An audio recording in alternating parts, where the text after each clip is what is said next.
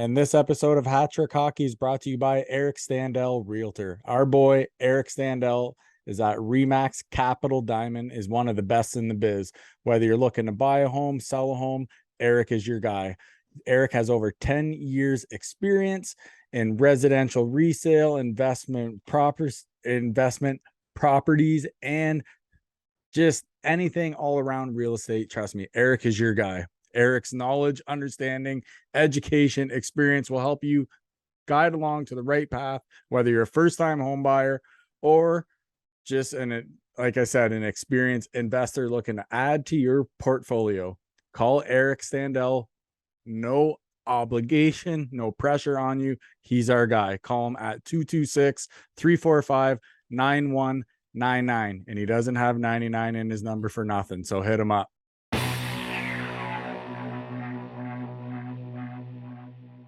And what is going on, everybody out there? All of you beauts and beauties, it is episode number 111 of Hat Trick Hockey, which is always brought to you by our good friends over at GL Heritage, the official beer of Hat Trick Hockey. If you like the boys' hats, shirts, Tristan not wearing any of his, that's one.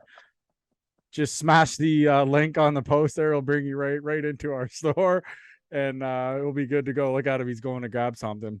So as always, Ant here coming to you live from Windsor Laser Cutting Studio, just hanging out. I'll bring in the new guy first. Now that he's got on his Hat Trick Hockey hat, I'll go to him first. We'll go to Tristan inside Barker Builds. What's going on, brother? You know what? Life is going good. End of the off season's coming up here. We're looking at some nice preseason games are going on right now. So get to see a lot of the young guys into the lineup for every team, kind of see their future and outlook for this season.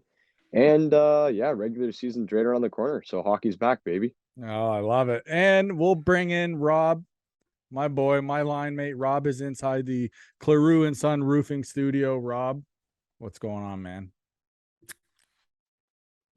I just jizzed all over the screen and everything. As he shoots beer all over the fucking basement there, cracking open his beer. What's up, man? Hold on a second here. Give her a little wipe there. Probably not the first time he's had to do that, but anyway. Wipe the screen? Yeah. No, just the other day. Weird. Knuckle children. Anyways, so what's going on, man? It was a sad day. I lost my grandma, and it was pretty devastating. I just like to give a big shout out to the Sawyer family on staying close, staying true, staying just family.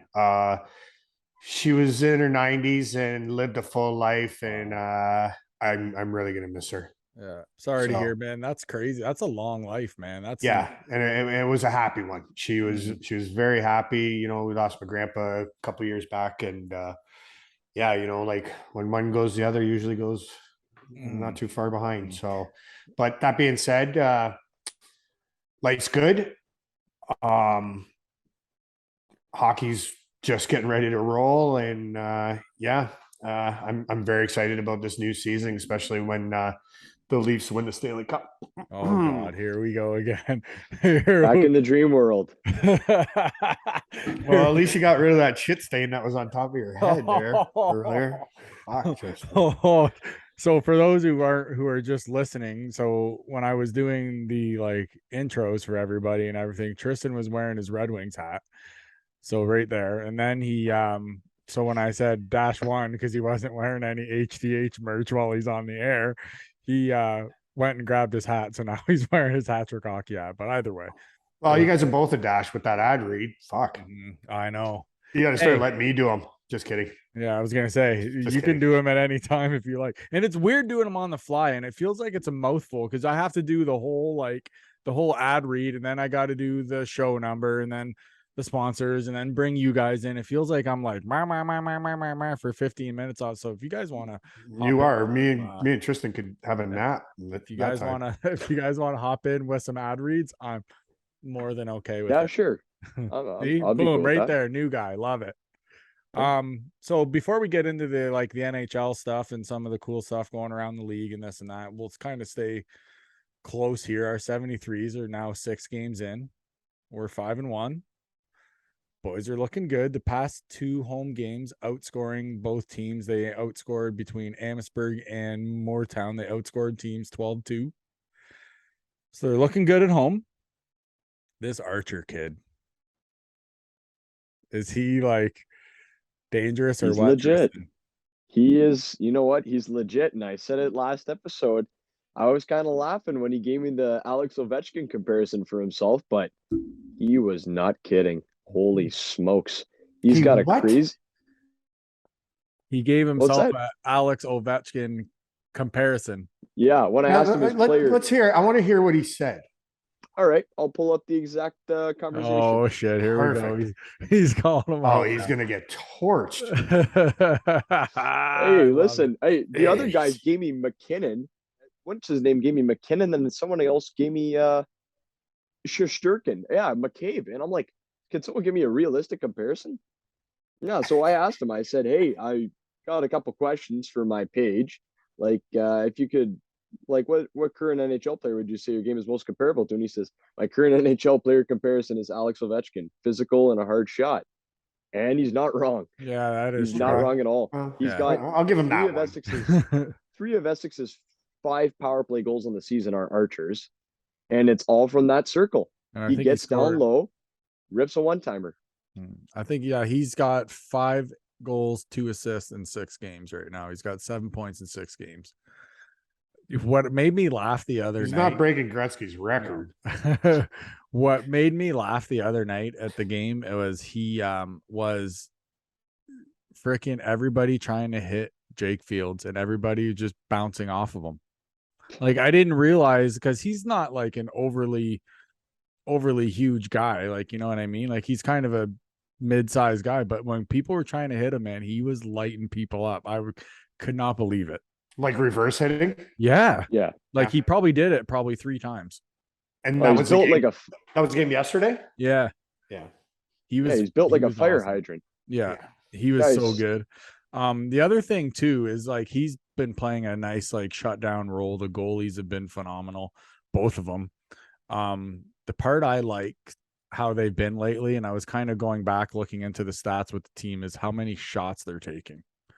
Okay, so I have them in the past, I think it was 3 games. I had 42 shots against Dresden, 47 against Blenheim, and they had 45 last night against Moortown.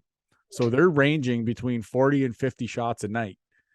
I love seeing that. Other teams are only getting 20, 25 shots a game on them, so I like that. The thing is, though, again, we're second in the West in fucking penalty minutes. You know what I mean? We got to keep those down. I think if they keep those down, I like their shot. But hopefully they can get them down. Tristan, I'll go to you first. How do you think they've done over the past few weeks here? Well, you know what? In our last discussion, I had mentioned that I believed it was a chemistry issue. And I think that question was answered by the fact that Essex just ran over the team that was first in the division, Moortown. And they did it quite handily, 7-2. So, and they had beaten Wheatley, who beat Essex. They beat Wheatley 4-3 in overtime. So it's kind of everybody beat everybody. It's a weird trio, but I'll say this. What Jamie McDermott's doing with the lineup is I love it. He's not stacking it 1, 2, 3, 4 lines. He's making it so Essex has got 4 second lines, and it's just fantastic. 2 talented players. Not going to say the third guy is not talented. I'm just saying he's more of a role player as opposed to a point getter. But it's especially the line I'll say of it's Liam Hall, Ethan Hamlin, and Curtis Jackson. Yeah. They're fantastic. I don't know. I want to say that line had 3 posts last night. Hamlin scored a nasty goal far down. Oh, and Liam picked up 2 apples. I want to say he's playing really good right now. Cujo left the game hurt, didn't he? Something. Yep. Yeah, I saw him. He walked down the tunnel. He pointed. It looked like a wrist is what he was motioning. So have we heard anything on that or? Just a straight. I sit next to his mom, and his mom just said it. He was signing to his wrist, so he must have gone into the boards not awkward. time for a beer. Go off in the second, just be like, sorry, because they gotta go crush Jamie. That's funny. Yeah, so the Threes are back at home again on let me look at my season tickets here. So they're back at home Tuesday, October 11th. They're playing Blenheim. Yep. Puck drop is at 7:00. So make sure you guys go in there and check out the boys.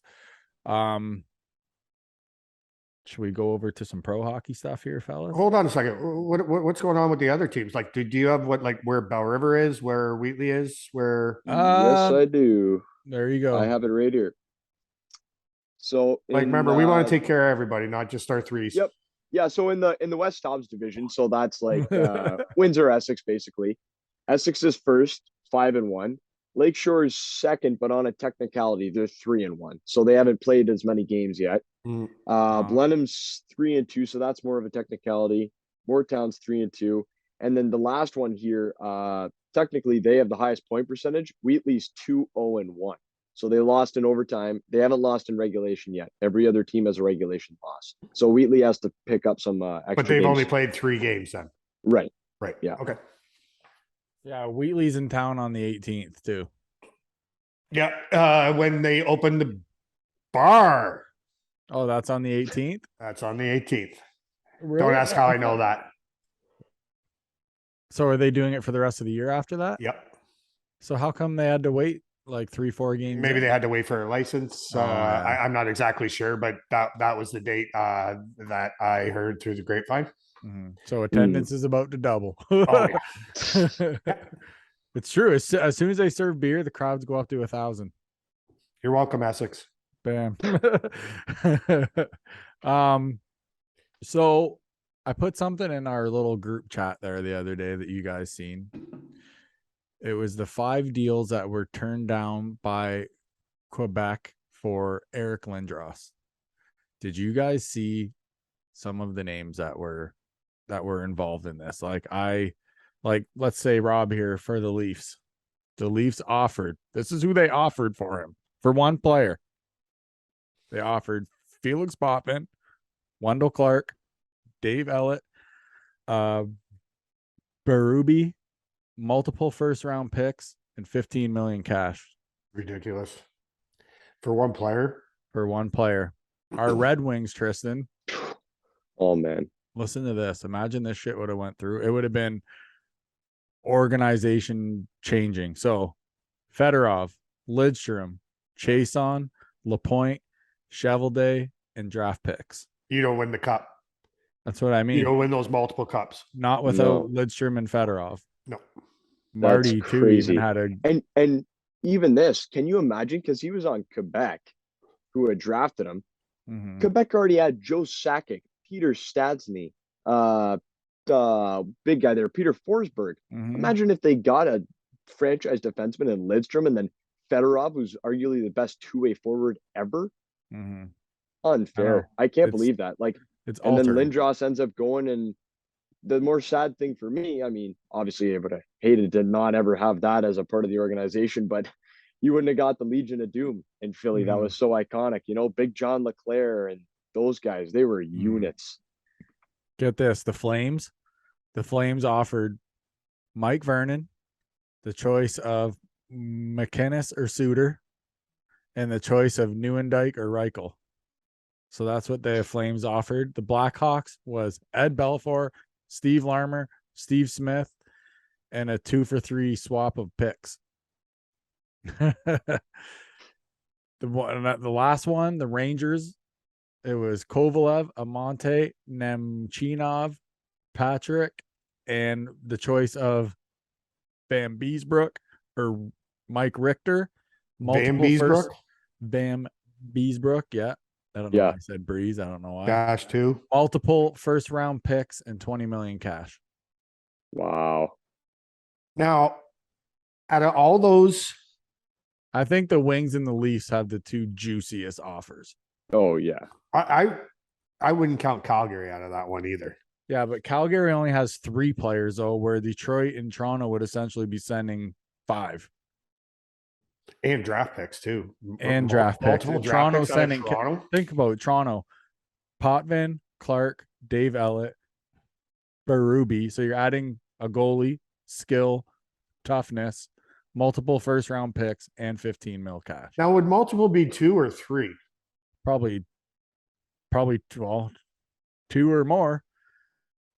It just says multiple. Yeah, That's crazy. Isn't that crazy though? How much? that is crazy. I can't believe that. I literally can't believe it. But Al McInnes, Craig Suter, and Joe Nieuwendyk. Wow. No, you get the choice of McInnes or Suter. Oh, okay. Choice Okay. I see it there. Nieuwendyk or Reichel. Right. Yeah. Right. Yeah. And then looking at Detroit, holy moly! Like imagine that's that. insane. Imagine that. All those guys won the cup except for Shovel Day. Yep. Did Chase on win one too? Yeah, he would have won in '97. Oh, okay. Yeah, he would have been paired with Lawson or something. I don't know. The guy ended up playing with Lidstrom later on. I mean, anyone could play with Lidstrom. I could play with Lidstrom. Like, I was gonna say I could play with Lidstrom, and I don't even play defense. Come on, that's like the kid freaking comparing himself to Ovechkin. No, you're just saying that he's that good that anybody. Justin, you've been into the sauce. Man, I play pond hockey, and I'm just trying to accentuate the point that he's so good. I know. Anybody could play with him. Yeah, you're right. Except me. That's funny though, man. But yeah, so also the NHL season officially kicks off Friday at 2:00 in Prague. It will be 2 p.m. our time at the O2 Arena. Sharks and Nashville will face off for 2 games there in Prague. So they're going to play one Friday. They're going to play one Saturday. Each team will have a home game. And also the Wings and Leafs are playing Friday and Saturday night as well. Home and home. Yeah. Yeah. So they're doing a home and home. So that's a little something for you guys to check out. Now, like we were saying kind of earlier, we're rounding out the preseason, so we're getting kind of closer to the rosters. So this should be pretty close to full rosters, correct? Yeah. Yeah. You would think. Yeah. So. Yeah, it's crunch time. So I heard a little story about Prague saying that they weren't allowing the Russians to come. Really? Yeah. So the teams stepped up and said, if it ain't all of us, it's none of us. Yeah, as rightfully so. Right. So they're backing their own guys, you know what I mean? But, with this bullshit that's going on in Russia, they were saying, no, you can't have the Russians come in. Mm-hmm. So that was kind of. The world's a weird place right now. Yeah. It really is. Yeah. That's bad if I say that's kind of crazy. But who's the coach? Who's the coach for Nashville? Is it Laviolette? He's bald, and I can't think of his name. Boudreaux? John something. Nashville? John Hines. John Hines. John Hines. Okay, who's the coach in Anaheim? He's got a 1 second. Tristan, we brought you on for stats. Fuck that guy. Fuck Dash too. Dash too. I'm the only one wheeling out here, boys. Oh, you gotta God, keep up. Here we go. Meanwhile, I don't know who those guys are. Eakins. That's right. He had a different name. Dallas Eakins. Dallas He's a younger guy. And so I think it was either the coaches or the general managers that were saying, if you don't allow our Russians to come, then we're not coming. Mm. So, yeah. Standing by the players. I like that. That was the word around the sandbox anyways. Tristan, you said Barzal signed a nice big deal, didn't he? He signed a juicy one. 9.15 for 8 years. And he was saying it all offseason that, hey, I want to stay in New York. This is my home. He did the complete opposite of Tavares and lived up to his word. And he's staying there. And you know what? Anders Lee has been plagued by injuries, the Islanders captain. I think if he ever retires early due to some kind of ailment, Barzal's their captain. I mean, he's one of those captains who doesn't wear the C. You know what I'm saying? Like for years it was Chara in Boston, but Bergeron was a clear leader on that ice. And I think Barzal is the same. And in the island. So Well, like our previous guests, they were saying that you don't have to wear a C or an A to be a leader on a team, right? It's just a letter, and those are the guys that get to talk to the referees, right? So other than that, you like, because like even if Marchand didn't have a letter, I don't think you could shut that guy up. I think he'd be like Shirky on the 73s, right? Like just be running his mouth, and it would be just motor. So yeah, he was up to his same stuff last night. It was funny. Oh, he's awesome. He's an incredible hockey player. Love him. Tristan, you said you had a few other notes too, right? About guys around the league, didn't you? Yeah. So there's we had mentioned prior, there's an RFA in Dallas, Jason Robertson, incredible point per game player, producer. He's a winger. He is unsigned as of right now, and contracts are not progressing well from the way it sounds in Dallas. And also Jacob Chikrin, top defenseman for Arizona, who's obviously in a tough situation. They're tanking, trying to rebuild right now. He kind of wants out. He's in the prime of his career, 25, 26. There's rumors there could be a 1-for-1 swap there because both players, it's a mutual agreement they have kind of with their team that we don't want each other, right? You're causing us strife by not signing, taking away roster space, and we want to get rid of you, but for what cost, right? Both of them, it's a big ask. They want multiple players, multiple picks. Well, why not eliminate that factor going 1-for-1, right? Kind of like a Laine Dubois scenario. Exactly. And you know what? Dallas just lost their top defenseman alongside Haskin and John Klingberg. He left for Anaheim. Now they're looking for an offensive D-man. I think Jacob Chikrin could bring that perfectly. And obviously, Robertson, he's only 22. Arizona would give anything they could to get a young guy like that going forward with their organization. And Rob, didn't you call that trade? The last 1-for-1 swap? The Laine for Dubois? Yeah, I think you called it. Yeah, I said, why don't they just trade for each other and be done with it? It was like three days later. It was announced. I sent Rob a text like, now I'm hearing rumblings about Dubois not being happy again. So is it the teams? Is it the coaches, or is it the guy? There were some rumors that at the draft, Montreal had sought out Dubois from Winnipeg, offering up one of their first round picks they had, because they had 3, and they ended up trading away that pick after Winnipeg was him and Hahn, because Dubois, he's a Quebecois. He's from Quebec, and his whole family's roots are there, and obviously he wants to play for Montreal, but it ended up getting nixed by management from Winnipeg, so Montreal ended up going for Kirby Dach and got him out of Chicago. So well, that's not so bad either. No, man. Anytime you get a player under 24 as a top line center, you go for that. Centermen are so hard to come by. Montreal's still going to be shit. Sorry, Tatey. I wonder what it's Tristan's uncle, just in case anybody. Oh, so he's a big like Habs guy. Huge. My old man's a fucking Habs guy too, man, and he's wrong with these people. So is my dad too. Is he? But I understand Kenny's problem. I dropped him on his head. I don't know how many times. So that just makes sense. But the other two, I don't know what happened to them. If you guys had to pick one team, who would be your kind of shocker team, the team who's gonna really shock you this year, shall we say? Who, if you had to pick one, who would you guys pick? Just that kind of sleeper team right now. I would say one of 2 teams from the West. I would go with Vancouver or Los Angeles. I think, you know what? The West is so wide open. Every year we see different teams making the playoffs. Vegas has really been the only constant, Calgary and Edmonton, right?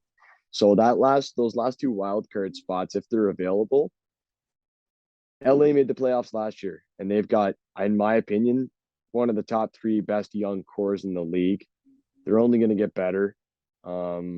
Same thing with Vancouver. They got great centermen. They got their top three centers are, I mean, JT Miller can play anywhere, but they got JT Miller they just signed to an extension.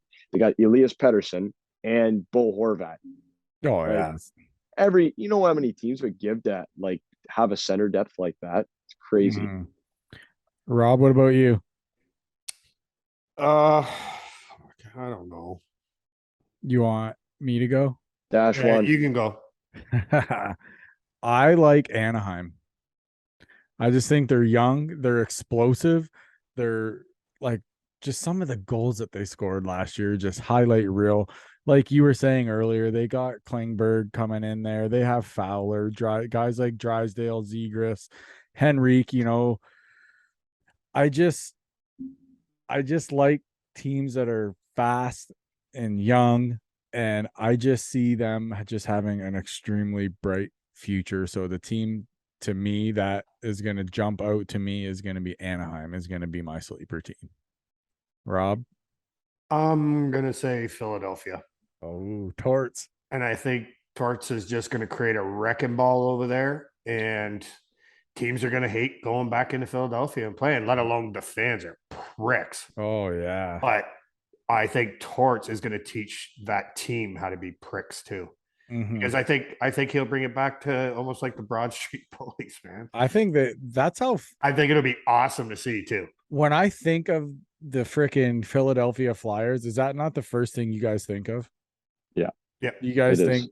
Bobby Clark. Bobby Clark. Broad Street Bullies, smiling at you, no teeth, fucking hacking darts in the room, whatever they wanted to do. But it was like, but it's And so weird. what's his name up in the crowd, freaking beating somebody with a shoe? That was Mike Milbury, wasn't it? Yeah. Was that when he was he with the Rangers when he did that?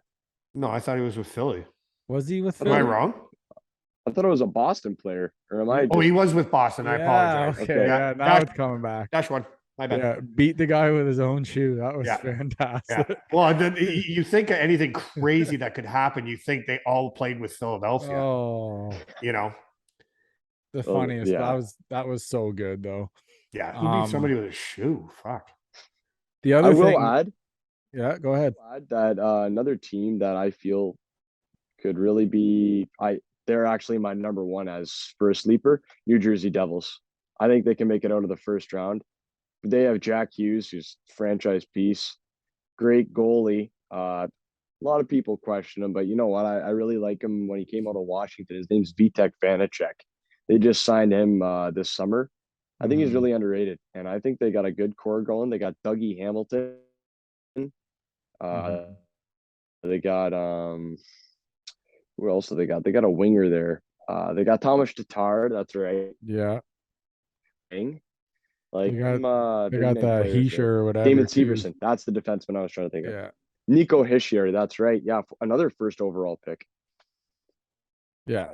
Yeah, I've heard a lot of, and it seemed to me too that in the off season, New Jersey was in on everybody. Like it seemed like they always, like every free agent that was available, every, like even like Johnny Hockey, like Kachuk for some crazy reason. It just seemed like every little thing I seen online, it was New Jersey was linked to everybody. Toronto was linked to everybody. Patrick Kane. Yeah. Do you think? Okay. Let's do. Okay, I want to give one more too. I want to give one more too. I want to give one more too. That I don't think we've talked about was actually Columbus. Yeah.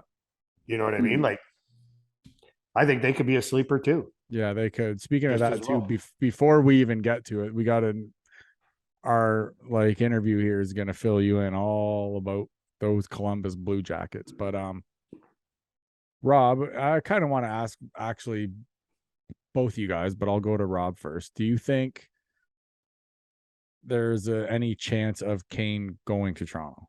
And if there is, what would you think Toronto is going to have to give up to get him? Well, I think it'll come down to it's obviously a cap, right? So I don't think it will happen till right near the trade deadline, if it does happen. But I don't know who do you give up? Who do you gotta You know what I mean? You got to make cap space for him. And what's his number right now?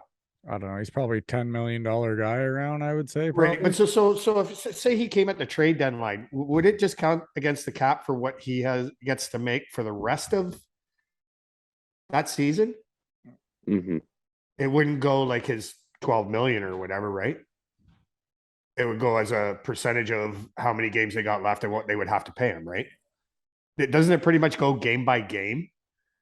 What guys play? It depends on like salary bonuses and that, because every year a player would make different pay. So what the salary cap does is it goes by like average annual value. So that's what AAV means. So over time, the average. But what actually happens in the NHL is those players get paid a different amount every year. So first year they might get 9 mil. Their fourth year of their contract they might get 13 mil. Like Tyler Seguin right now is making $13 million, but his contract average is 9.5 because it's other ends of the spectrum. Right. However, you're right, Rob. It would only be his, I think, 10.7 or something, whatever his signing was. It's the average annual. He's getting paid 12, but they're only going to count it for 10.7. Okay. Because that was another thing. Like Sagan and Ben, they're making like $19 million this year. Yeah, it's ridiculous. And then the other thing too is the Leafs might be able to get Chicago to retain some of his salary too, correct? Yep. So if they could say throw in you more. retain half of his salary, we'll take the other half. That makes it a little more doable. Well, not to mention too, like, what do you think Toronto would have to send back? Like, if you had to pick, who would you send back? I don't know if I send draft picks because like isn't this his last year? Like so Toronto would be renting him for the playoffs. Essentially, unless you get him signed, yeah. You know, went from his $12 million contract and took a fucking what do you call it? Their hometown discount. Yeah, like, but he's not from that town. No, like, but he's like a Spezza. Like, would he play? You know, thinking that he could win because like this that would be if he signed for one more year, it'd be Austin Matthews last year under his contract, and I think Mitch Marner only has another year or two. Yeah, because he was right after it, and I don't know if they got the same. I can't remember if they got the same years. I thought they had same deal and like exact same deal. I thought they had matching deals for some reason. For the same money. But they both got like 7 or 8 year deals, right? Yeah, I think it was the same years. I'm going to agree with Ryan Whitney when it comes to Austin Matthews that if he doesn't sign a extension by the end of this year, do you think it's time to panic? Because he's saying yes, and to be honest with you, I kind of agree with him. Because if he doesn't sign that 7-8 year deal this season, are you worried about it, Rob, at all? In all honesty, I don't think they're going to win a cup with him. I don't think. I think he's not a selfish player, but he plays for himself. I don't think he's a team player. You know, like if you could trade him and you should be able to get oodles for him. Yeah. So, do it now. Yeah. Like if he's not the guy, and you know what I just read too, they're practicing Mitch Marner on defense. Yeah. Mm-hmm. I just saw only that. Be on the power play though. No, they just said when they get up a couple of goals, he's going to go back and play D. Like I don't understand. Like why? So that he could get run through the boards by fucking and hurt. Reeves or on him or something. Tom Wilson, like that's the most ridiculous thing I've freaking heard from this team so far. And as long as I've been watching, I can understand if they were putting him on the point for the power play, maybe. Okay, which they've done. Yeah, right. But they're talking about 5-on-5 and him going back and playing D. That makes no sense to me whatsoever. Sergei Fedorov did it. Different size players. Yeah, I was gonna say Sergei Fedorov's not. I want to say Sergei Fedorov was only an inch bigger. But he probably as big as a truck. Yeah, he's probably 20 pounds heavier. He was a truck. Yeah. Right? Yeah. Like, how many times did you ever see him get knocked down to the ice? Yeah. Fedorov is You probably didn't. a couple like 100 pounds where Marner's like 170. And he could Yeah. fly. Yeah. I'm not saying Mitch Marner can't, but I think Fedorov was way faster of a Because he skater. wore all the Nike stuff. Yeah. Yeah, the Nike. That's right. Yeah. Big Nike Sponsored by sponsorship. Nike, man. Does not just Remember the automatically goalies make you putting fast. bananas in his exhaust pipe? Oh yeah, Those so, were awesome. I love man, those. I still say Toronto needs to get rid of JT. I still fucking say it, man. They can't. If I'm Nobody getting wants rid of that anybody, contract. it's him. I'm sorry. They'd but have to eat. They'd have to eat half that contract because I don't even know how many more years he has on that. then eat it and get a $5 million guy, Yeah, right? 'cause he's hurt again, right? That's what I mean. He's Yeah. okay. He's on the back nine. Is he a good player? for sure. Yes. He's on the back nine. It's obvious. I would have dealt him fucking 2 years ago when you could have got more for him. And you would have opened up space. They could have signed a goalie. They could have signed another guy on D. The Leafs can score with the best of them. But if they would have traded him, they would have been eating his contract for like the next 4 years. You're eating his contract for the next 4 years anyways. Yeah. Right. So it doesn't matter either way. You're eating his contract. I'm just trying to get them to make a little more wiggle room than put. I don't know. I thought he had a guys pretty where good they year need. last year. Well, Not $12 million worth, but no. Yeah. That's what I mean. That's why I would say, like, I would eat up half of his like salary and then be like, that opens up cap. Like, to me, for a team that's struggling on the blue line, I think again, right, is like, I think it's crazy to move Mitch Marner back there. It's too much of a risk of him to get hurt. for sure it is. Like, you got Considering- D that play fucking D. You think he's going to step in and be a better D man than Hall or Sandine, who have played it all their lives? Are they looking to get like a right shot guy on D or something? Because he shoots right, doesn't he? Yeah, he does. So are they looking for that right shot D or something? So you take him away from being a forward? I don't get that. I don't, not at all. No. It makes zero sense to me whatsoever. I don't Unless they plan on, and this is going back to the Patrick Kane situation, unless they plan on getting another top line winger, a la Patrick Kane, I think they might give away Nylander and Kerfoot because that matches the cap. That gives you the cap flexibility, and I think it's right there for value. If not, throw in a second round pick. Does Kane score as many goals as Nylander? Would he? No, but he facilitates play better. You're going to get more goals as a result. And he gives you 100% all the time. Right. And it's a shootout specialist. Yeah, and Nylander's just a fucking dimmer switch. He's on, he's off. You want to know what I'm getting sick of seeing? That fucking staring. Where the fuck is he? I'm sick of seeing that guy turn away from hits. Oh yeah, it was embarrassing. He did it again the other night. I'm sick of seeing it. Play the fucking game the right way or get the fuck off the ice. That's the way I look at it. Finish your checks. Get hit. Speaking of this, so I seen a play last night. I forget who it was. I wanted to say, who wears number 9 for the threes? Who wears number 9? Jack Firth. Okay, so he made a play last night, and it's kind of the same thing as to what I'm saying, but he took a hit. I mean, he got smoked to make a play to chip it out to somebody, and they went down fucking 2-on-1 and scored. Yes. Okay. So you know exactly which play I'm talking about. I was sitting there and I'm like, that guy just cost them the goal because he went for the hit. Yeah, and he got fucking lit up. Okay, but he chipped his puck out for them to get. The part that pissed me off the most about it is the refs didn't even give him an assist. They didn't give him an assist. I was listening for it because I wanted. He got player of the game. Because I wanted to know who it was because I'm like, wow, that was a really good play. And I thought I was one of the only ones in the building that seen it. And I was just like, holy shit, like he just got buckled to make that play. And he didn't even get an assist on it. I was like, well, that sucks. Yeah, it was right by the benches. Yes, exactly. And yeah.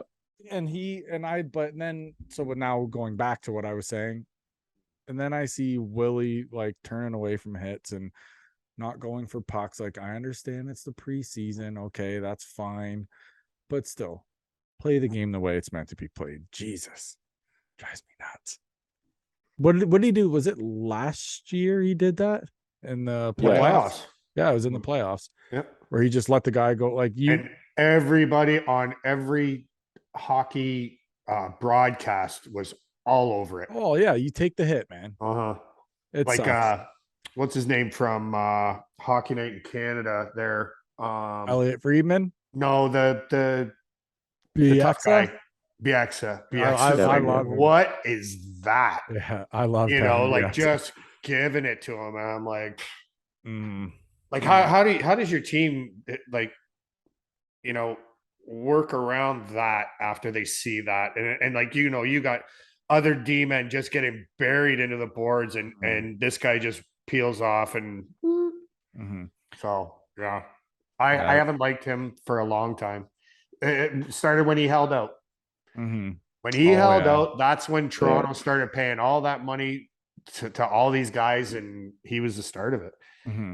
But in all honesty, he's probably the best bang for the buck. What is he, 6.5 or something like that? Yeah. You know what I mean? Like, he's not 10.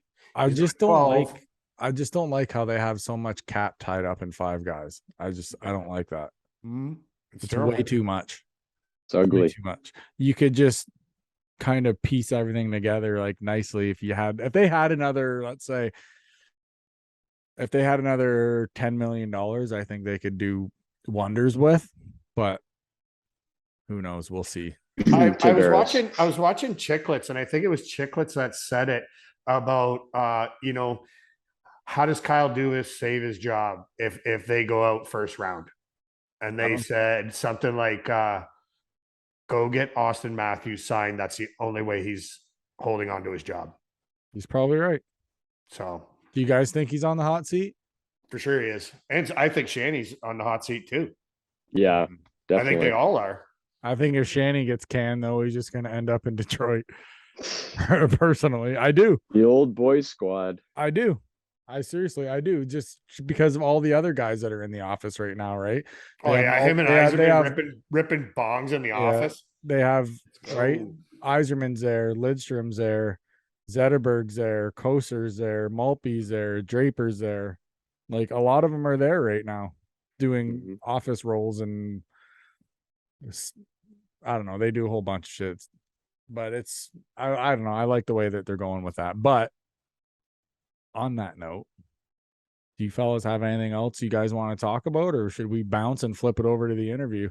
Yep, I think we should bounce. You guys all set? Tristan, you're all set, brother? So until next week, everybody enjoy this interview. We have Lee Harris back for round 2, and what a chat we had with him. So I hope you guys enjoy it. We fired a bunch of questions at him. Columbus fans, you guys are going to like this one. This one's for you guys. So until next week, the boys, Ant, Rob, Tristan, we're signing off. We're out of here.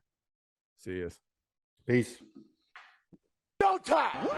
Woo, woo. Woo. This next cat back for round 2. Good pal of mine here from Harrow.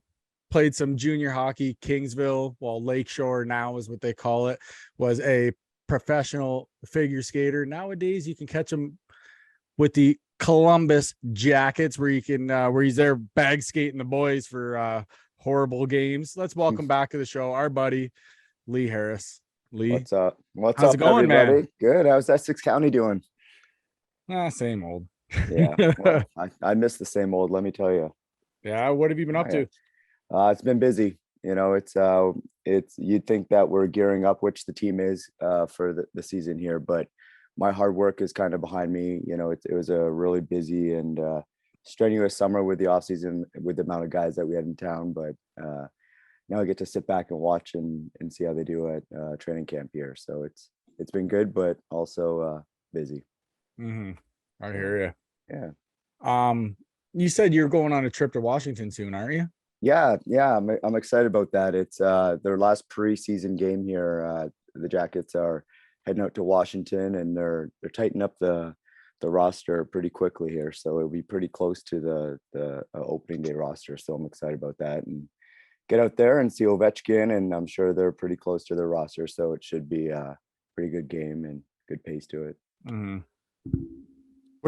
How many are they down to now already? They have a game tomorrow at home, and then you're talking. Sorry, yeah. So they have one more game at home, one more game on the road, but now they have I think 3 more forward cuts to make, and maybe 3 or 4 D. So it's getting pretty close.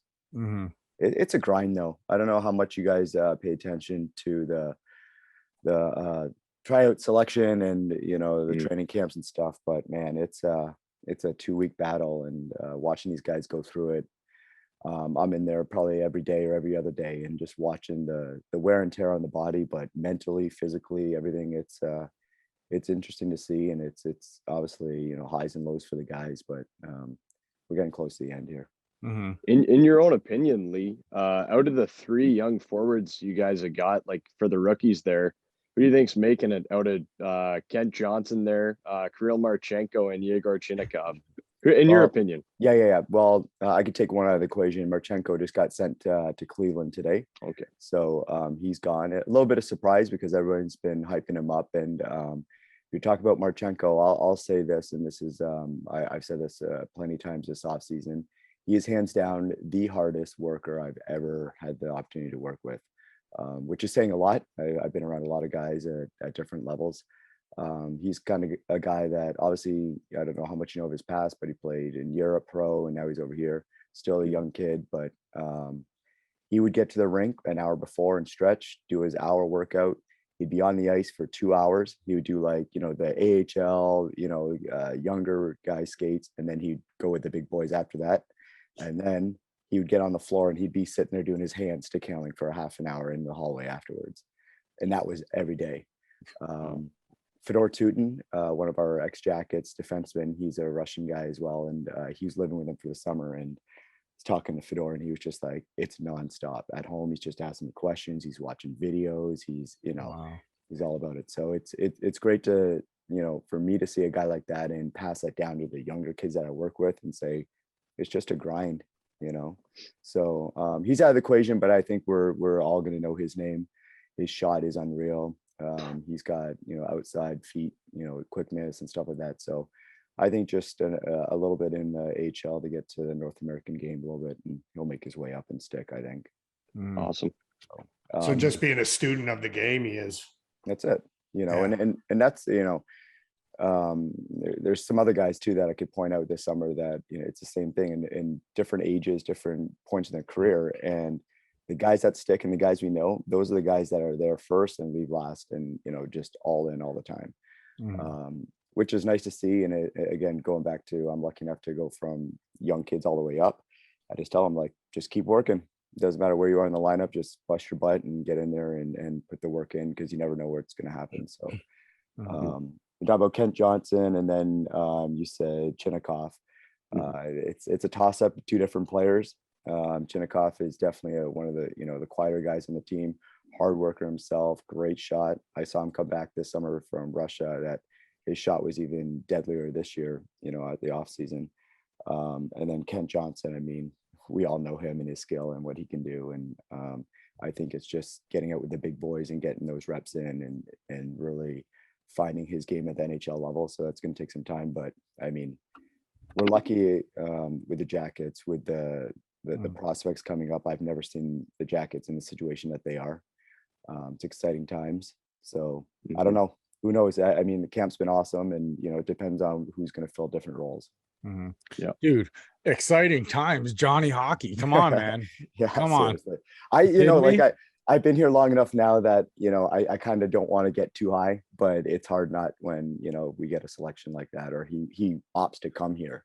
You know what I mean? Like we've all seen the story that he seeked Yarmo out to come here. So he's been around. Obviously, he's been super busy. His wife just had the baby a couple days ago. He flew into town here probably late August, so we were on the ice with him a couple times. Just quiet guy, works hard. He's got some friends on the team already, and his skill is obviously just off the charts. And my size, it's nice to have some, a couple of these guys now. I'm looking at, I'm like, man, I could have been out here, with my size. He's literally like, what? I don't know what they have him listed at, but he can't be more than 5'8". And I mean, he's can't be even, about the same weight as me as well. So he's a huge pickup. It definitely gives a little bit more of a buzz here in Columbus. I was literally on the ice with some summer skates, AAA kids the next day. And I said, anybody get a new favorite player last night? Like Johnny Hockey, let's go. So from the kids all the way through, our Jacket fans, everyone's pretty pumped up, and it's nice to see. So Rob and I were actually on the air when that news broke, weren't we? Because I was like, stop. We like stopped in the middle of the show, and I was like, Rob, Johnny Hockey signed, and he's like, where? And he's like guessing teams, and I'm like, I don't think you're gonna guess this one. And he was like, where? And then I said it, and he was like, are you? We had like a 3-minute pause where it was like, whoa, because that was, to me, I didn't see them. Like, you guys like just popped up out of nowhere, and it was like, okay, I'm signing in Columbus. To me, it caught like me off guard. It had to have caught you off guard too, no?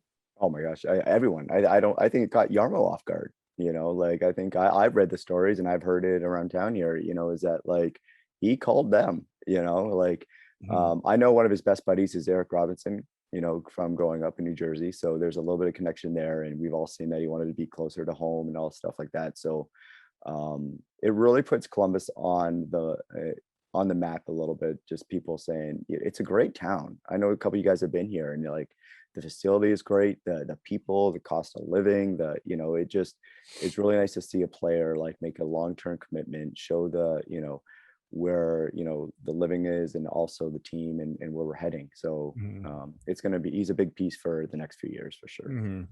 Yeah, it was you kind guys of like, go ahead. you guys you still like, you haven't had a superstar like that since Rick Nash, right?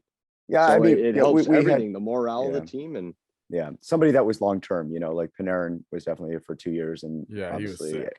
Right, everyone, he's unreal, and he still is, but somebody that's committing to the team and wants to be here long-term, that's different, right? So I'm interested to see where the fallout's going to be in the next couple of years with guys like, I want to go there too because he's there, so you talk about him, you Line, Werenski, and then our young goalies that are coming up, and like other guys that are now going to see that and want to be here. It's exciting. Well, why did Dubois want out of there? Was it because of the coach? I don't know, to be honest with you. I always say around town, I'm the last person to find out anything. I think there maybe with stuff like that, but honestly, I really can't speak on that. Yeah, you've been avoiding a lot of questions. Real nice, so, man. But you should one of my favorite things I've been saying about having Goudreau here now, they've lined him up from the preseason right away with Line, and Line 6'5", and all reach and arms and everything, so he has the ability to slow his game down, shuffle in his skating style. And then you got, like I said, Goudreau, my size, who's just 100 miles an hour, hands and feet. So you got Johnny going down the wing, going 100 miles an hour, and then all of a sudden he dishes over to Line, and now all of a sudden the play just slows down, and it's all out here, reach, goes back to Johnny, it's so it's fun to watch, because it's just, you never know what you're going to get, but I think it's just going to be hard to defend, Well, remember that the Tigers started out that way when they grabbed Pudge Rodriguez, right? Yeah. And then all the superstars started going there and building up that team. So hopefully like Columbus can do the same thing, but because they got that Johnny Hockey, Get rid of the freaking cannon there too. You guys are scaring the shit out of him. He'll get used to it, and I'm sure he's gonna enjoy that once he starts putting the puck in the net. But yeah, he's gonna drop his ham and cheese sandwich. But yeah, he like it's gonna be fun, and like I said, I don't want to get too high, because you've seen people before get a little bit too high, and then it just got issues. But it's a perfect situation. The coaching staff now are in their second year, and everyone can be happier with what they're doing and the tone that they're setting. And Coach Lars is on the ice running every practice. It's his voice, it's his team. It's he's setting precedence of what he's expecting from the players, and they're responding great. So it's pretty awesome to see. As a skating coach, what can you do? Like, do you accentuate a player's differences in how he skates? Like Mhm. you said, like Laine being a big lumbering guy, he's never gonna keep that pace of Gaudreau. So do you teach him how to use that? Like, elaborate. I'm Yeah. curious to hear. It's a good question. It's funny. So like I said, I was on the ice a couple times with Johnny, and he's kind of, I knew he's getting bombarded coming into town, and people like wanted to meet him and get to know him a little bit and stuff like that, and introducing. So I just kind of ran my drills and stuff. And when I did get an opportunity, I was walking back to the locker room, and it's him and I in the hallway, and I said, "Hey, Johnny, I'm Lee Harris. I'm the skating coach around here. You probably won't need my work much," but he's like, you never know. But I'm talking about Line. He was out of lineup a couple times last year, and he's somebody like himself. I've looked around the league of somebody that, or even in past guys, that somebody his size, comparable, what they do maybe a little bit different, and that's what I'm going to try to implement and say, hey, this guy, somebody that plays like you, this is some moves that he might use. Or I might say, hey, maybe let's try to get a little quicker in this situation. So I don't think there's a form for each player. Everyone's got different skating techniques and needs. So I'll just look at, like I said, different guys around that might be using something that he's not, or vice versa. Mhm. Cool. Thank you. Really insightful. Yeah, because see, it's been a while, Lee, since you actually been on with us. So what was it like for you guys through like freaking COVID and everything and skates when you guys fired back up and stuff like that again? How was it like that?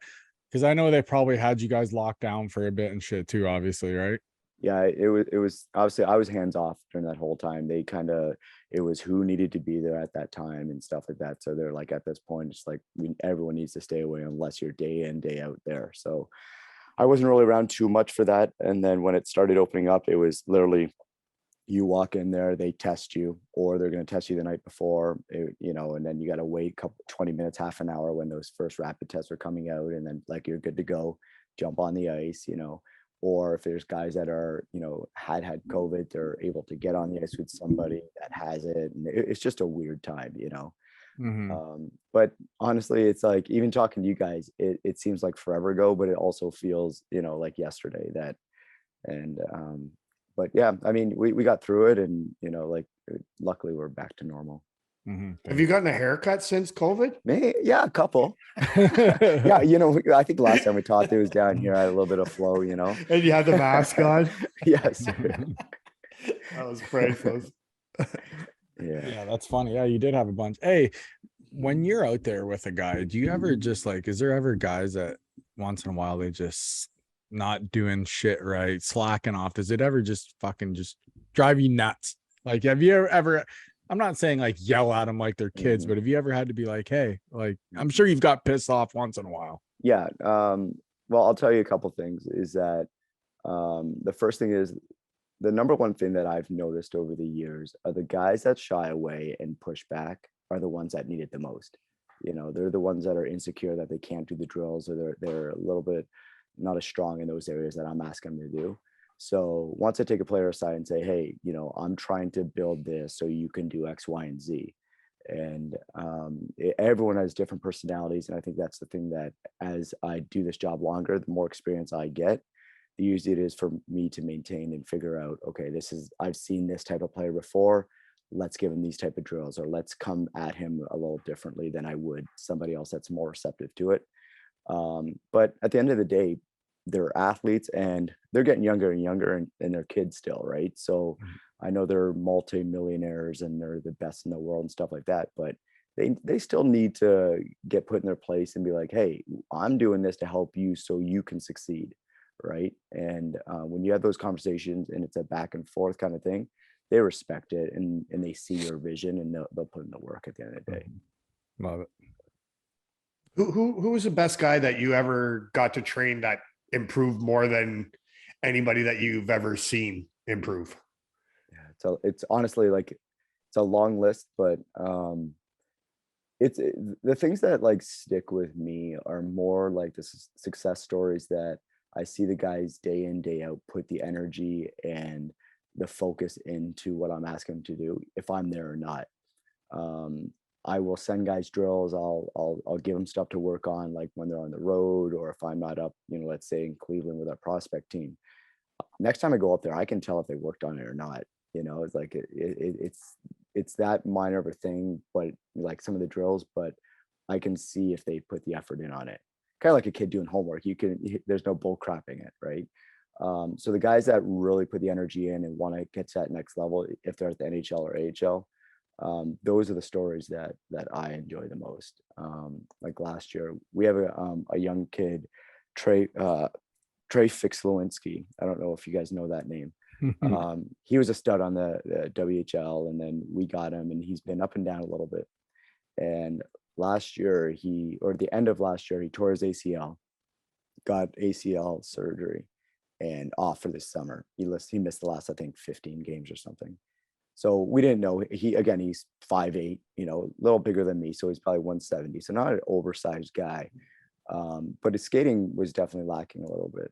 And so got his ACL surgery, came back, and I said, this is a perfect time for us to work on the things I think will make a difference for you coming back from injury. And we busted our butt. And that's a guy that, like, I would send him drills, I would send him texts, I would send him videos. I'd like, if I see his type of player score a goal in NHL, I would clip it, send it to him. And, it's just this back and forth working on his game, if I was there or not. And he got called up to Columbus, to the Jackets, and didn't get into the game. They sent him back down. And a couple of weeks later, I was up in Cleveland working with him. And like half an hour before practice, got off the Zamzon doing the ice. The whole team comes up for practice, and we're passing pucks and stuff. And I'm like, I say to the assistant coach, I'm like, where's Fix? And like, he got called up. He's going to the Jackets tonight. And I'm like, what? I ran off the ice. I go in the locker room. And for me, it's like, when we put the time and the effort in as coaches, you feel just as like excited for the players. So he's just excited, jumping. He's like, I'm going to go. Let's go. And I'm like, Fixie, go be you. Go do it. He packs his bag. He gets up to Columbus. I think he flies out to Washington, and he scores that night. Nice. And I'm sitting there, I just up in Cleveland, drive home, tell my wife the whole story that, one of the players we've been working on for 6 months, and then watch him score that goal. I'm like, to me, it even felt like, all right, cool. Like I had this little inch of, that success. So It's like a proud dad moment. 100%, like he's had millions of hours on the ice in his career, and like watching him go through that little journey, and his parents flew out, got to see it live. It's those journeys are what it's about. That's awesome. That's got to be rewarding, eh? Like being the skating coach for both Cleveland and Columbus, you get to watch that development, right? Yeah, just like you've been saying. That's got to do good for you.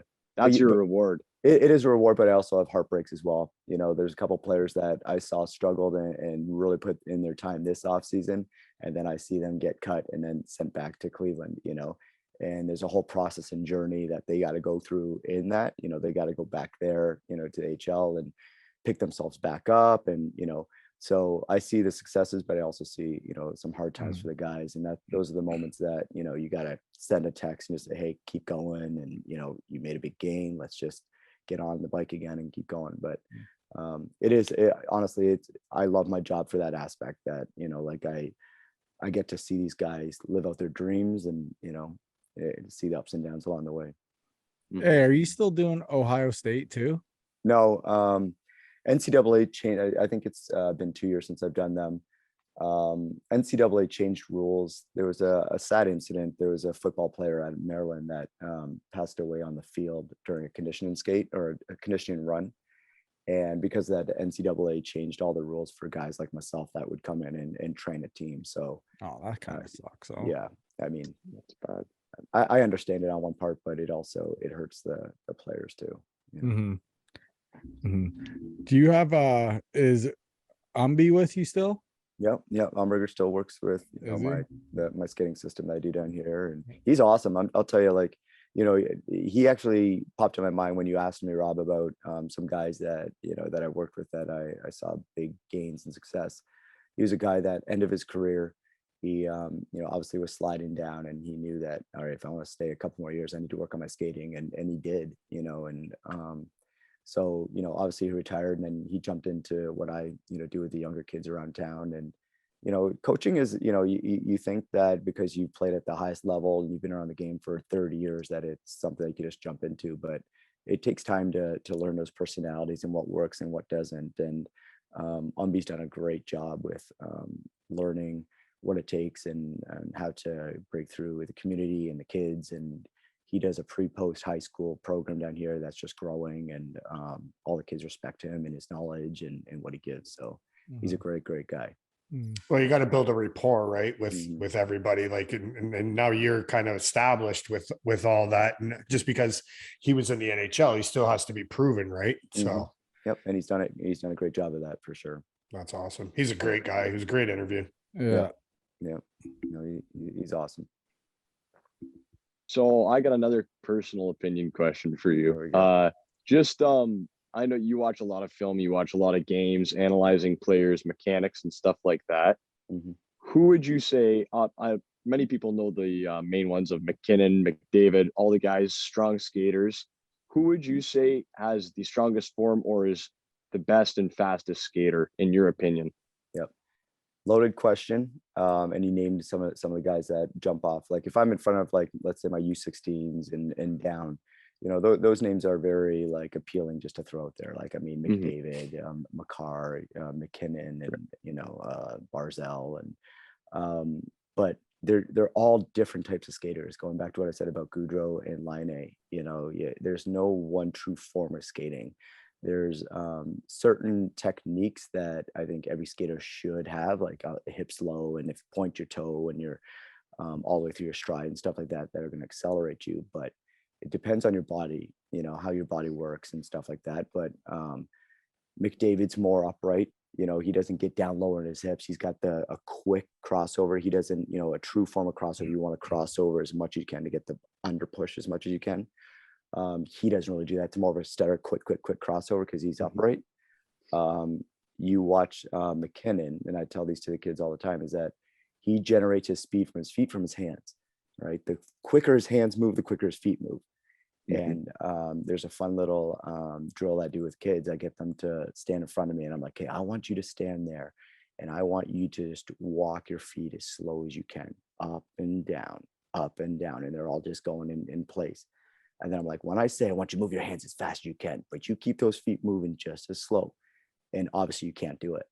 And it's just like a demonstration to show them that, hey, your hands and your feet are connected. And the quicker you move your hands, the quicker your feet are going to go. And once I do that with them, then I tell them to watch McKinnon. That's kind of where he generates all his speed from.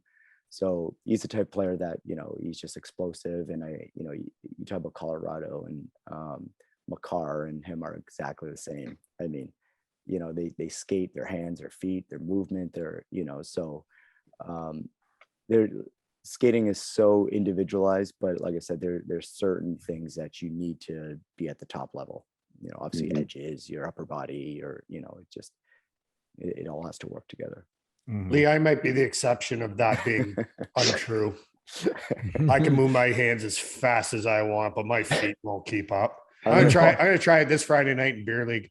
I'm gonna call bullcrap on you. I was watching some video of you, and I had to scan the camera back into other zone where the puck wasn't every time. Toe drag. Picking myself up for my toe drag. Fuck. Where's Rob again? Oh, he's on the bench. It was out one door, in the other. That was a hot lap. That's funny. Hey, Tristan, you had a couple questions for Lee, didn't you?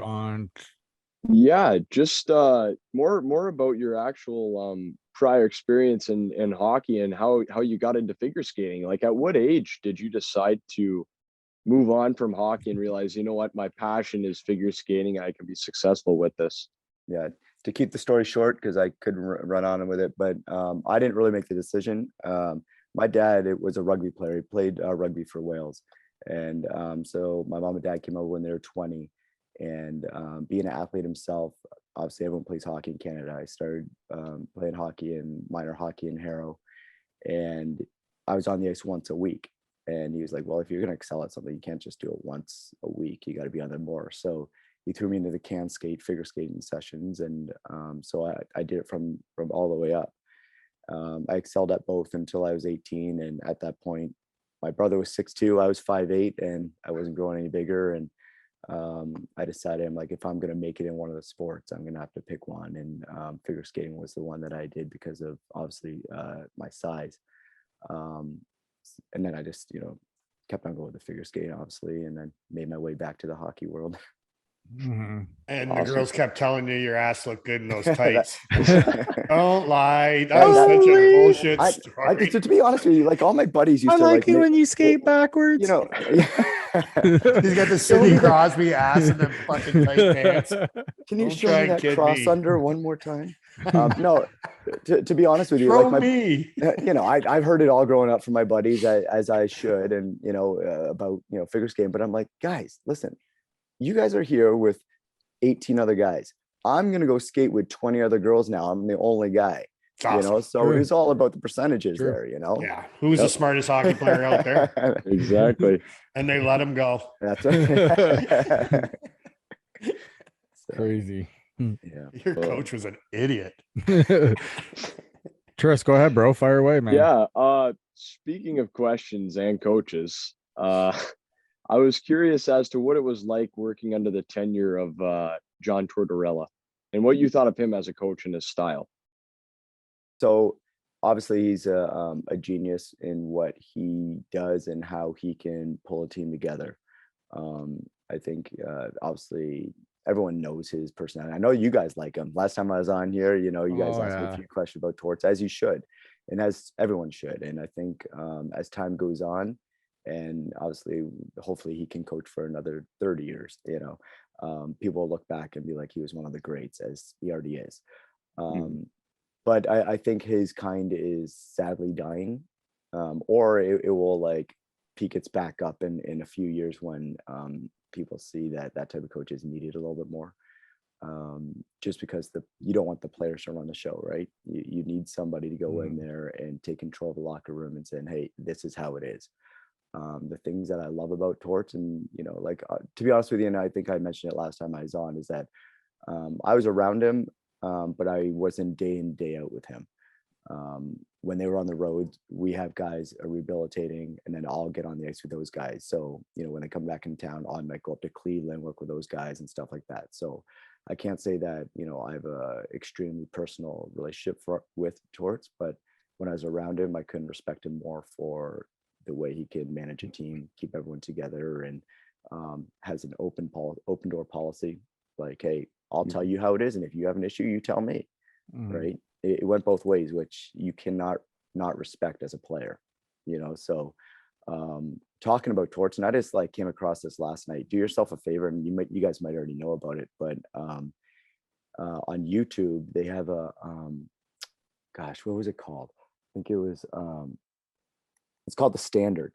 It's all about him going to Philly right now and doing their training camp, and they have different episodes on there, and I'm just one episode in, and you'll fall in love with Torts all over again. As much as you know about him, you'll watch what he goes in there, and I remember the same way when he was here in Columbus, he's doing the exact same thing. And I will not be surprised if he turns that team around extremely quickly. So I mean, I can't say enough great things about him from what I saw, but I also think that it's a new generation coming up, and the kids are brought up a little different, and they come out into the league with this high-end skill that we haven't seen before. Like every year they're 18, 19-year-olds sticking and running the show and running a team. So you have to manage that differently, right? In the past, and I think you guys would agree with me, you had to earn your stripes a little bit, get your playing time. You had to figure out the league a little bit. Now these kids come in at 19, 20, like, I'm the best on this team. So it's hard when you haven't had a coach your whole life come down hard on you and say, no, this is the way it is, right? So you got different personalities to manage, and if you haven't seen it, there's definitely a learning curve. It's almost like an entitlement. Some of these kids that come onto these teams, and you're like, and he's not going to have it.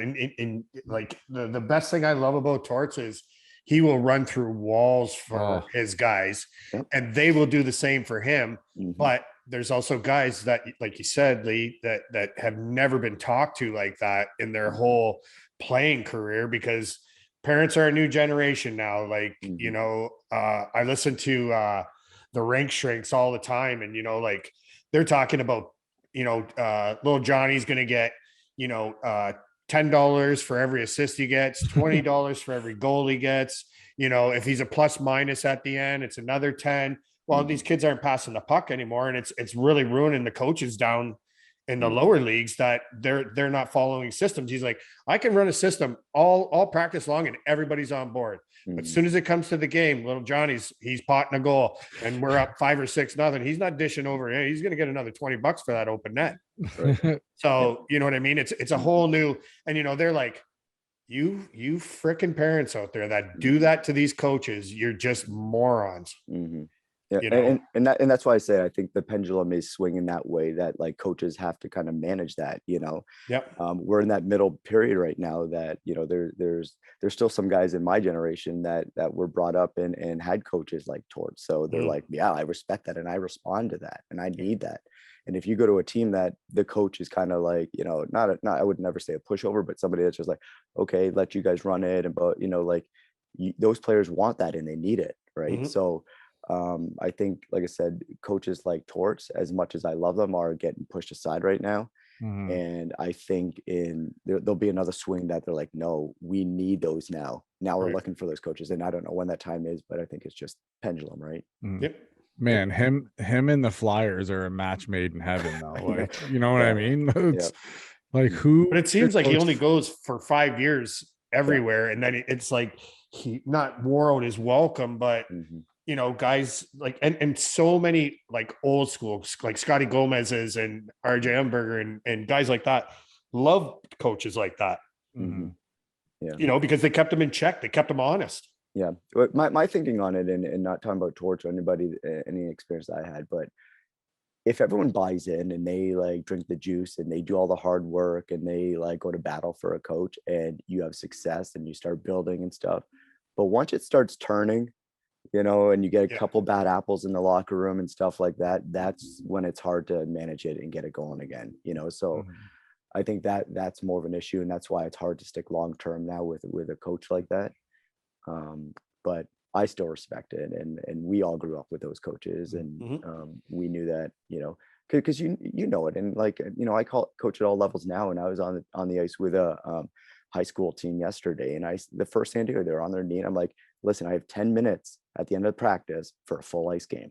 So that 10 minutes can go to 15 or 20, or it can go to nothing. Said, you guys get to manage it, and what you tell me what you want. You work hard, you stop on pucks, you listen, you respond. I'll give you more. By the end, they were skating lines, and it wasn't because what I did, right? Yep. It's just like, if I'm saying go skate to the red line and they're not going all the way, they're half-assing it, I'm like, I'm not going to give you more minutes. I'm going to take it away. So it's, I feel like I said, is that the longer I coach, the more I learn how to manage things, how I'm like new generation, old generation, and it's fun to do different levels, but it's different. Right now, you got to be a kind of happy medium, right? Yeah. Yep. Well, you know what? Some of these kids, though, they might need a coach like that, right? To truly develop into a better player. Like, when you look at Tortorella and a guy who was drafted mid to later rounds, Cam Atkinson. Torts valued the hard work, and Cammy, he was a skills guy. Then he became an all-around player and his wicked shot. And now look at him, right? And he's going to be in Philly with Tortorella. Cam still has his house here, and I was on the ice with him all summer. So when he found out that Torts got the job, he was over the moon. He goes, it's exactly what we need, and you know what that means. He definitely knows that he needs somebody like Torts to really turn the tide for that team.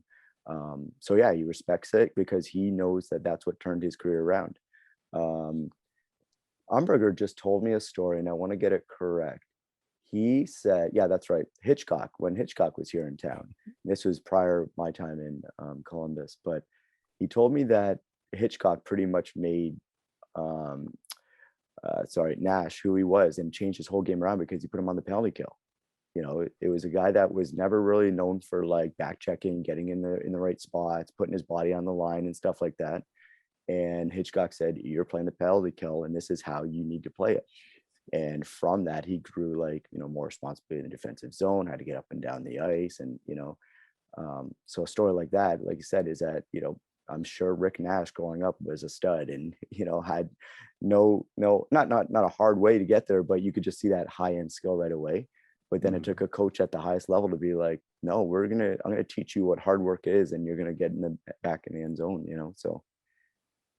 I like to see that happen to Austin Matthews because he doesn't play the penalty kill. Yeah. Right. Yeah. So Yep.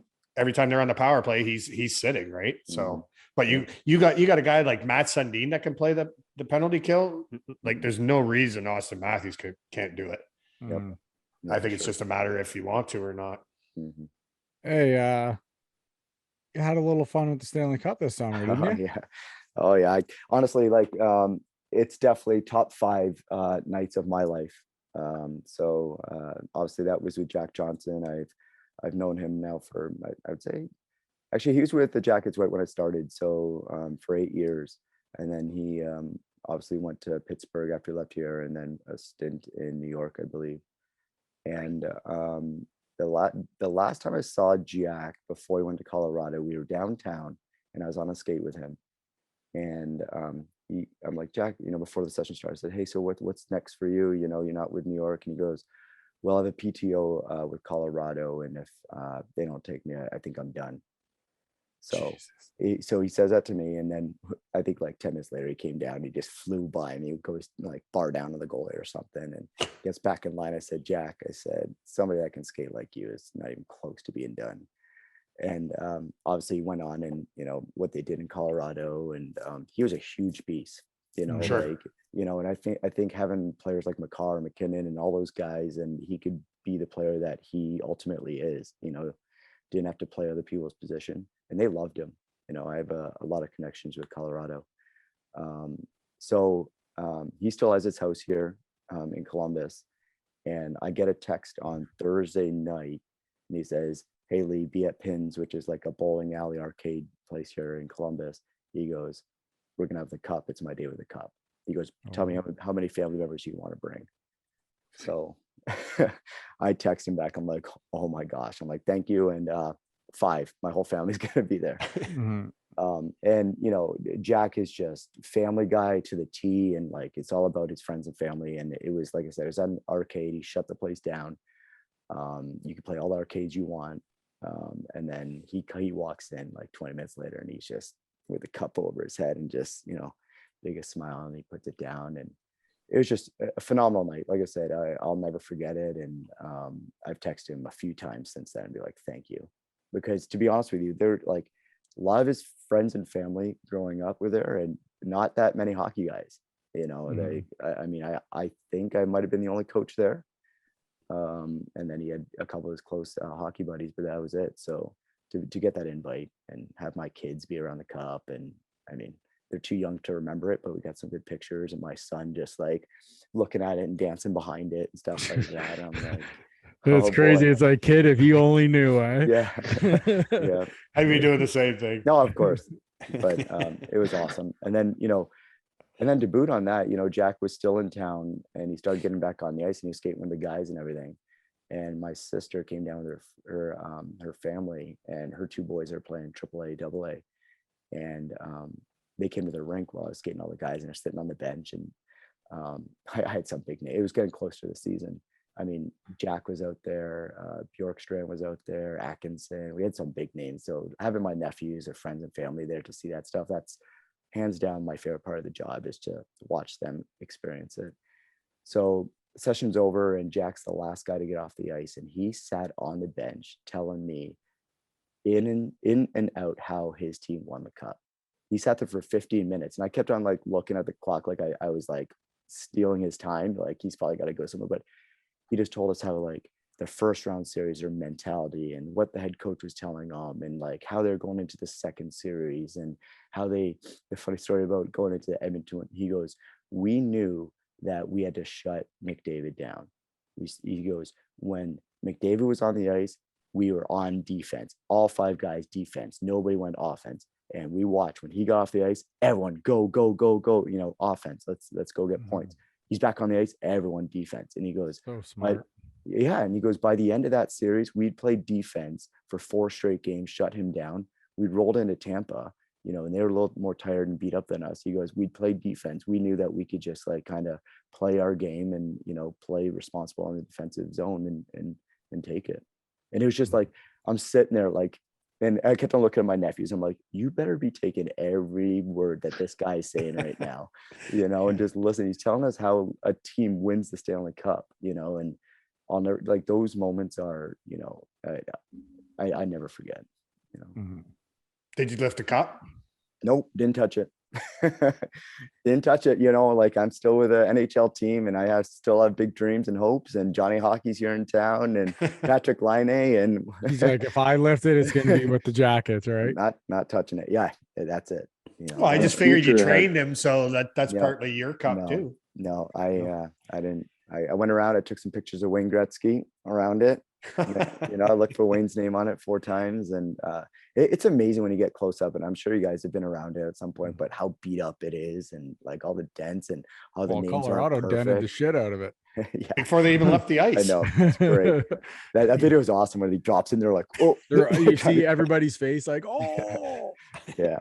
oh, Yeah. that was brutal one. That was brutal. Hey, so where did you get that shirt though? So my dad, do you guys, you know my dad, Anthony? Yeah. Tristan, do you know Rob? Do you know my dad in Harrow, the barber in Harrow?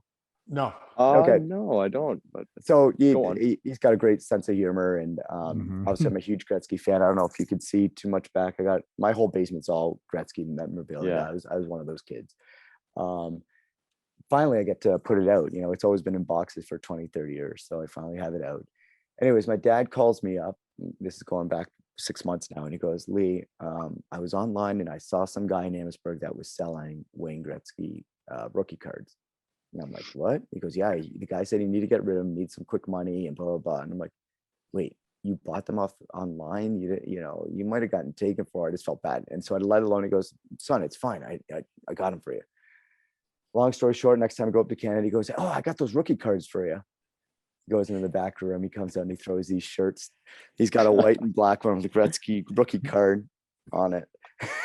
How awesome would it be to get autographed? Eh? Yeah, but you know what's funny about it? I told my dad after the fact, I'm like, to be honest with you, I love this shirt better than having a card. I get to wear it around everywhere and enjoy it. If I had a card, it'd be on a shelf somewhere, and I'd be scared. Nobody'd to touch see it unless they come to your house. Yeah, so Yeah, I mean, that's I'm proud awesome. to wear it. So yeah, That's funny. That's so cool. yeah. Dude, when are you back like this way again? Man, that's it. I'm gonna bug you until I you know. fucking You're not the only Season's one. starting, so no time soon, I bet. no That's it. holidays probably. Yeah, we're gonna come up for Christmas. We always definitely come in for Christmas. Honestly, I'd love to come back every couple months, but there's no off season anymore. There's a couple weeks, when their season's over, and then guys want to start getting back on the ice in June, and then just ramping up. So I really have to carve out time to figure it out, but I miss it. We came up, I think, in end of May, early June. We were up for a week with the family there, but like I said, it's just so hard. I still have shirts for you guys. I want them too. I I bring it up once in a while. We're like, where's our hats? Where's our shirts? wanted to hand them to you fucking personally is what I know. wanted to do. You want to And wreck me then down this here. way, and then we could drink a beer or 35, and we got like Tristan here to drive us home, right?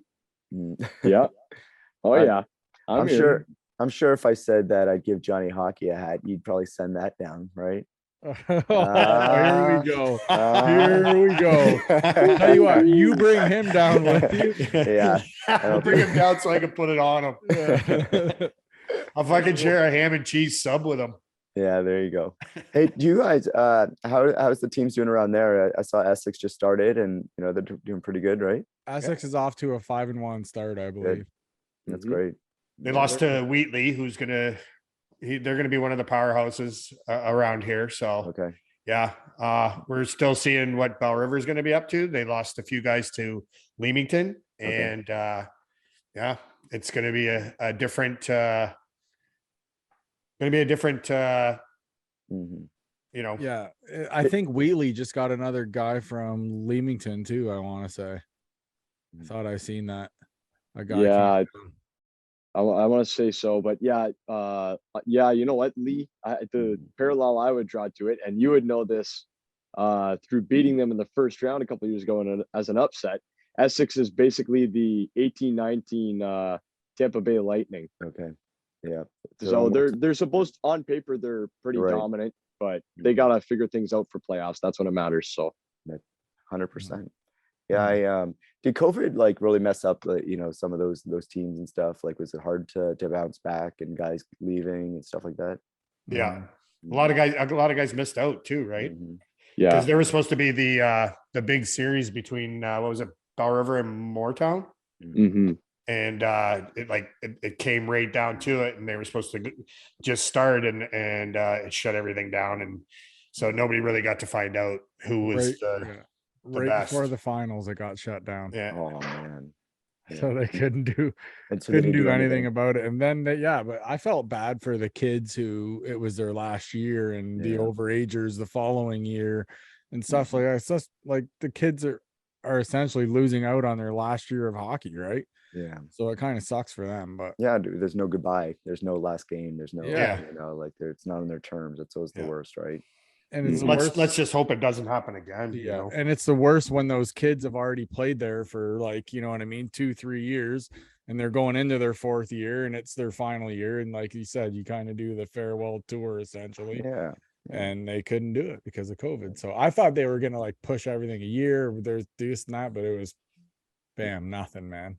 Yeah, it's a hard situation, right? What's the right one? I know they did the same thing down here with college hockey, is that they gave them one more year, right? So I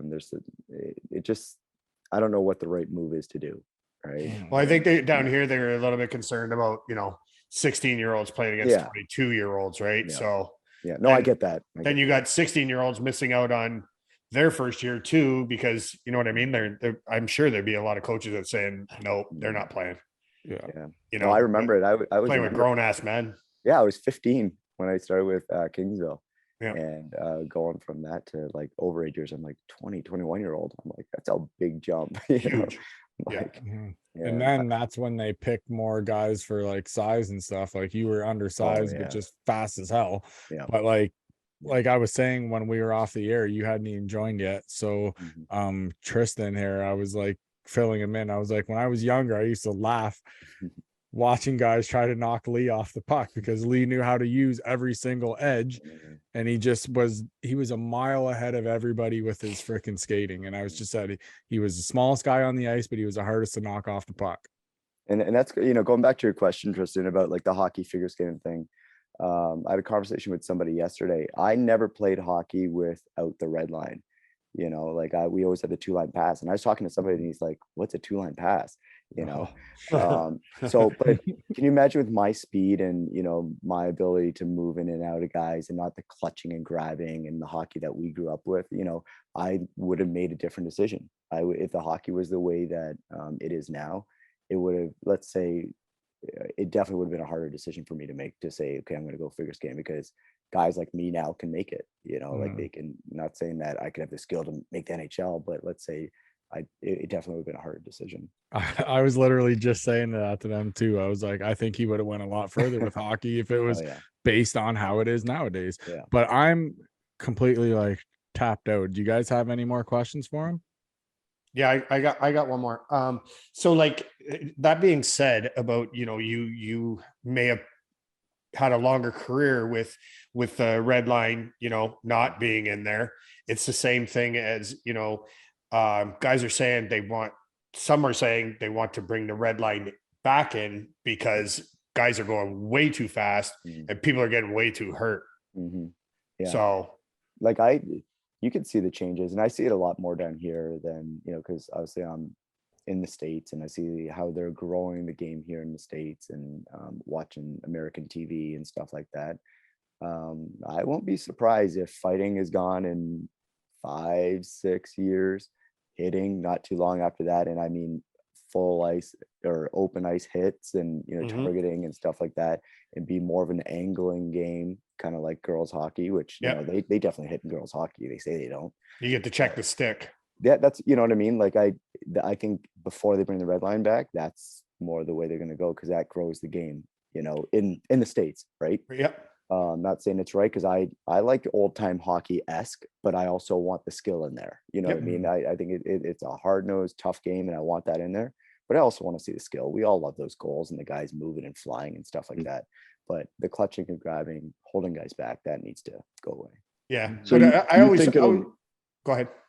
sorry, you think it'll be more like a European game then, like the Swedish league or Finland, kind of like No, more 'cause skills over size? I don't think the toughness is ever going to go away in the NHL. That's, and I don't think that, I'm not saying that they don't have it in Sweden. I don't know verbatim on that, but I don't think that's going overweight. But I mean, look at the skill. Look at the goals that the guys are scoring behind the net and stuff like that. You're going to see way more of that stuff. As much as Torch is saying there's no place in the game for that stuff, Yeah, I said to, what I said to Atkinson, actually, because when Torch picked up, I said, I want to be on the fly on the wall in your locker room when Anaheim comes there and you guys play him and Zegras is there. It's like, if anybody lets that kid pull anything like that, and you know that he's going to try it. Sure, so just because Torch said it. Right. Yeah. And Torch did not like it, eh? No, of course not. But he, that's old school thinking and stuff like that. But, that stuff grows the game, and you see what these kids are doing and pulling off. And I mean, I was talking to another coach here last week. He goes, there's like 7-8-year-olds doing toe drags now and sauces and stuff like that. I'm like, we didn't even know what that was growing up. We never saw anybody do that. And if I did sauce it, was a mistake, So, I mean, the skill will be there. Going back to your question, Tristan, the skill's there, and it's going to keep going that way. But I don't think the physicality or the, hits along the wall and the guys saying, because you can get away with it pretty much anything in the regular season. But when you're going for that cup, no holds barred. The rules change. Yeah. But how about this, Lee? What about, a guy like Robbie Shrimp back in the day? You know what I mean? Like the shit they do now, he was doing then, and coaches didn't like it, like putting the puck between his legs and shelving it, or, you know what I mean? And a lot of coaches, they weren't having it. They're saying, oh, you're a showboat, so. Yeah. I think there's just more guys doing it. Yeah. He was maybe a one-off, but when you have even Sonny Milano was there doing it with Zegras, you have, McDavid and some of the stuff he does. Which, by the way, I tell my players all the time, I'm like, play through your mistakes. I said, if you really watch and break down McDavid's phenomenal goals going end to end, how many times would he, a regular player, stopped on the play because he lost it or bumped off his foot or stuff like that? He's more amazing at just keep your body moving when you make a mistake, and you'll find it, so there's a skill in that as well. But yeah, there's more guys doing those high-end tricks and stuff that it's going that way. Everybody cool. Yep. Nope, that's it. I'm done with him. Yeah, I am done I'll with skate him. out of here. Lee, as always. I want to see chop over. Mohawk out. That's so fun. That's a skill interview right there. Holy fuck, that's funny. As always, Lee, always welcome here, buddy. Thank you so much. I'm hopefully when you're down, we can see each other face to face. Would be nice. Yeah, I would love that. I love that. Are you guys a visit? I'd like to give you a COVID hug from behind. oh boy. He's like, now he's like, oh wait, I just checked my schedule. It's gonna be a few years. Hey, I'm coming down tomorrow. As long as I can wear my mask. You don't have to worry about it. He's hugging you from behind. It's okay. I said, it's okay. Everybody's got COVID. I'll hug you from behind. So funny. Yeah, Lee, thank you so much. Yeah, bro. it's been awesome. It's been great to talk to you guys, and keep doing your good stuff, guys. Yeah, keep up the great work, bud. Yep. See you guys. Have a good night. It's a pleasure, Mr. Harris. Nice to meet you, sir. Yeah, you too, Tristan. You did not too bad, bud. Not too bad. Not too bad.